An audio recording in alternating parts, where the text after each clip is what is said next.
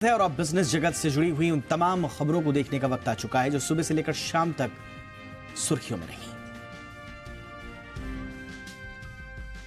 देश के सबसे बड़े बैंक एसबीआई ने चालू वित्त वर्ष यानी कि 2024-25 में $3 अरब जुटाने का ऐलान किया है। बैंक ये रकम डेट के जरिए जुटाएगा।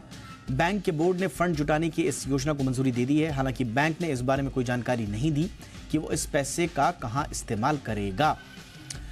ये एसबीआई की ओर से एक्सचेंज फाइलिंग के मुताबिक ये फंड जुटाने के लिए बैंक पब्लिक ऑफर या फिर सीनियर अनसिक्योर्ड नोट्स के प्राइवेट प्लेसमेंट का रास्ता अपना सकता है।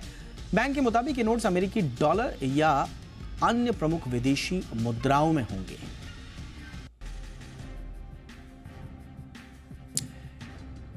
एसबीआई की अगुवाई में लेंडर्स के एक कंसोर्शियम ने वोडाफोन आइडिया को 14,000 करोड़ रुपए के लोन के लिए इन प्रिंसिपल अप्रूवल दे दिया है। वोडाफोन आइडिया घाटे में चल रहे ऑपरेशंस को फिर से पटरी पर लाने की कोशिश कर रही है।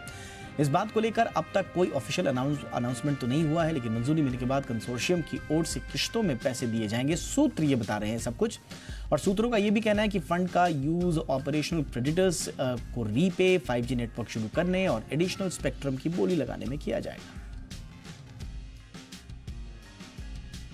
देश की सबसे बड़ी एयरलाइंस इंडिगो की पेरेंट कंपनी इंटरग्लोब एविएशन में आज एक बड़ी ब्लॉक डील हुई। मीडिया रिपोर्ट्स के मुताबिक राहुल भाटिया की एंटिटी इंटरग्लोब एंटरप्राइज ने एयरलाइंस में अपनी 2% की हिस्सेदारी बेच दी है।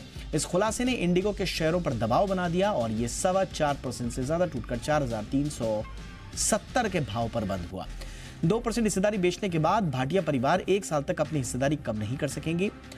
आईपीओ आने के बाद यह पहली बार है जब भाटिया फैमिली ने अपनी होल्डिंग कम की है। ट्रैवल एग्रीगेटर इक्सिगो की पेरेंट कंपनी ले ट्रेवेन्यूज टेक्नोलॉजी के आईपीओ को शानदार रिस्पांस मिला है। दूसरे दिन तक आईपीओ 9.25 गुना से ज्यादा बढ़ चुका है।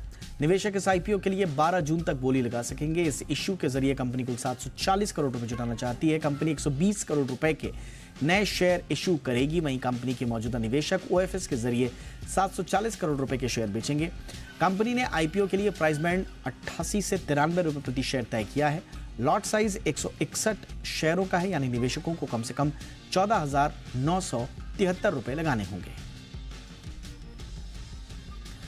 इलेक्ट्रिक 2 व्हीकल बनाने वाली कंपनी ओला इलेक्ट्रिक ने आईपीओ के लिए कागजात सेबी के पास जमा करा दिए हैं। सूत्रों के हवाले से खबर मिली है। आपको बताएं कि लंबे समय से ओला इलेक्ट्रिक के आईपीओ की चर्चा चल रही थी। ये पहली बार है जब कोई भारतीय इलेक्ट्रिक व्हीकल कंपनी शेयर बाजार में लिस्ट होने जा रही है। कंपनी आईपीओ के जरिए 7,250 करोड़ रुपए जुटाने की तैयारी में है। ओला इलेक्ट्रिक के आईपीओ में 5,500 करोड़ रुपए के नए शेयर जारी किए जाएंगे, जबकि ओएफएस के जरिए मौजूदा शेयरधारक 1,750 करोड़ रुपए के शेयर बेचेंगे।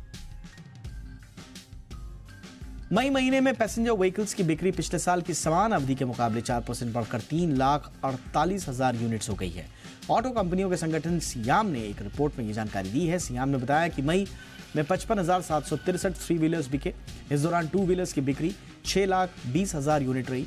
मई में 3 व्हीलर्स की बिक्री सालाना आधार पर करीब 15% बढ़ी है।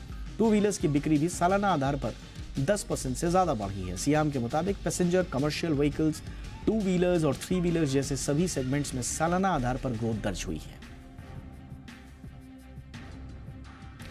इलॉन मस्क ने एप्पल की ओपन एआई के साथ पार्टनरशिप का विरोध किया है। इलॉन मस्क ने अपने सोशल मीडिया प्लेटफॉर्म एक्स पर लिखा कि अगर ऐसा होता है तो वो अपनी कंपनी में एप्पल के प्रोडक्ट इस्तेमाल करने पर रोक लगा देंगे। एप्पल ने एआई को अपने डिवाइस में और बेहतर करने के लिए चैट जीपीटी बनाने वाली कंपनी ओपन एआई के साथ पार्टनरशिप का ऐलान किया है। कंपनी ने इस फैसले से लोगों को डर है कि उनका पर्सनल डेटा कहीं सेफ तो नहीं रहेगा, अनसेफ तो नहीं हो जाएगा ज़्यादा। मस्क ने लिखा है कि कंपनी में आने वाले विजिटर्स के पास अगर एप्पल की डिवाइस है तो एंट्री गेट पर ही डिवाइस की जांच की जाएगी और डिवाइस को वहीं जमा करवा लिया जाएगा।